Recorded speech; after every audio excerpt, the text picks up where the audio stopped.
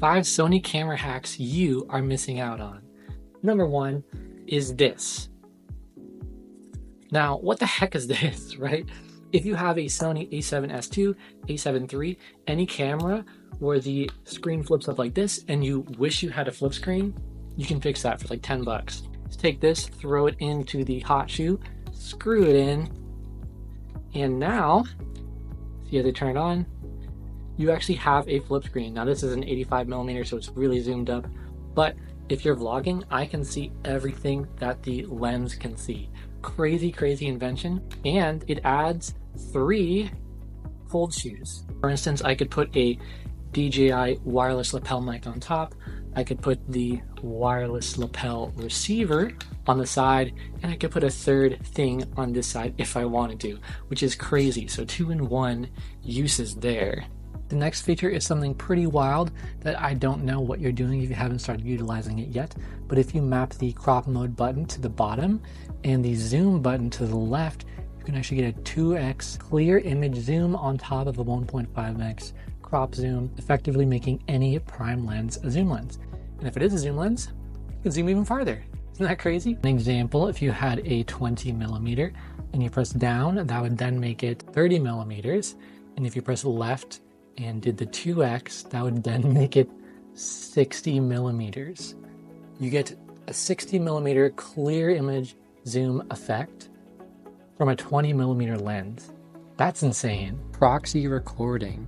So if we turn this on, right, and let's actually press the help button here, simultaneously records low bitrate proxy movies while recording original movies. What's the point of this? When you send yourself videos on your smartphone with the Imaging Edge app, it does not take forever, and the quality is just as good if you're uploading to your Instagram story or whatever. So this is really, really helpful. Let me show you the difference in times here. So I'm gonna record 2 videos. One is gonna be a 20-second clip without proxy recording. The other is gonna be a 20-second clip with proxy recording, and we'll see how fast it sends to the smartphone. This is the one without a proxy. So let's go ahead and send it over. Just say okay.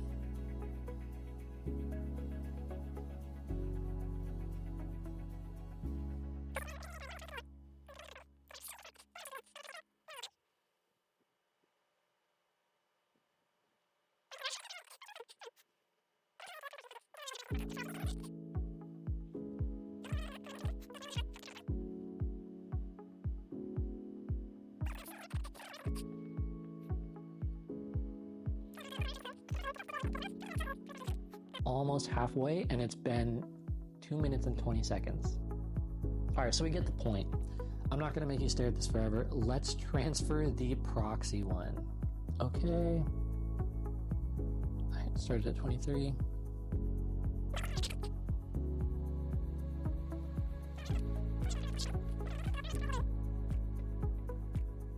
All right, 40 seconds versus what would have been 4.5 minutes on the other one, if we're lucky, for a 20-second 1080p video with proxy recording. There you go. Number 4 is an extra custom button on any Sony camera you have. So if you go to the menu and you go to the movie section, and then you go to number 4, you should find movie with shutter. You're gonna wanna turn that on.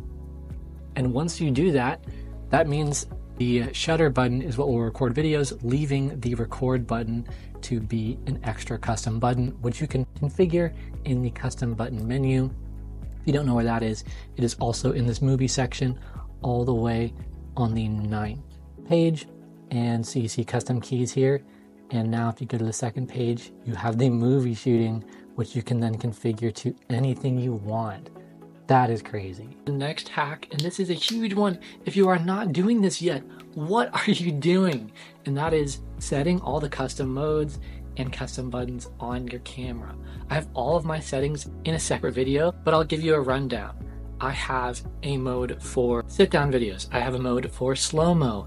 I have a mode for time lapses of people that record straight to video. I have a mode for astrophotography, and I have a mode for night lapses, time lapses of the sky at night. All 5 of those. All I have to do is turn the toggle at the top of the camera. You don't have to change any of your settings manually every time. If you're not taking advantage of that, what are you doing? and custom buttons. Ton of stuff there, but one of the things I love is setting the monitor brightness as a custom key, because I always change that when I go outside in the sun and then come back indoors, and it's really annoying even when that's in the quick menu. I would much rather have that as a custom button. So those are two really quick hacks for that last one. But again, all of my settings are in this video, so check it out. Thanks so much for watching. If you have any other Sony camera hacks you want to let me know of, or you want to let everyone else know of, throw them in the comments. Thanks so much for watching. Peace.